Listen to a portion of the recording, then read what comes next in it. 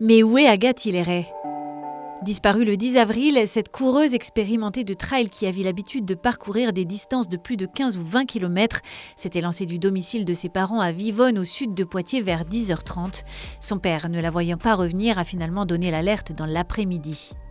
48 heures plus tard, un appel à témoins a été diffusé et une enquête a également été ouverte par le parquet de Poitiers pour disparition inquiétante.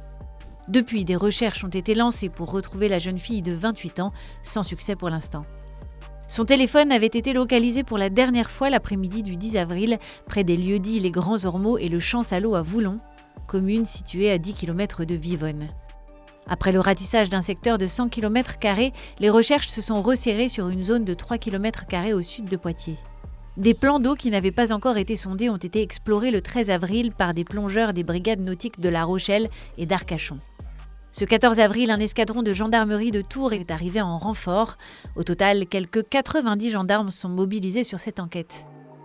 De nouvelles auditions sont également en cours, notamment sur l'environnement sentimental, familial et amical d'Agathe Hilleret, a précisé le procureur de Poitiers. Pour l'heure, si toutes les hypothèses restent envisagées, la piste de la fugue est de moins en moins probable, estime une source auprès de 20 minutes. Les premiers éléments de l'enquête soulignent que la jeune femme avait des projets à court terme et qu'elle était en recherche active d'un emploi. Les gendarmes s'attachent désormais à savoir si Agathe Hilleret aurait pu faire une mauvaise rencontre. Un témoignage évoquant la présence d'un individu louche sur le secteur fait l'objet de vérifications, sans qu'à ce stade, on puisse en tirer la moindre conclusion, insiste-t-on. En attendant, 90 signalements ont été rapportés auprès des enquêteurs, des témoignages qu'ils vont devoir vérifier un à un.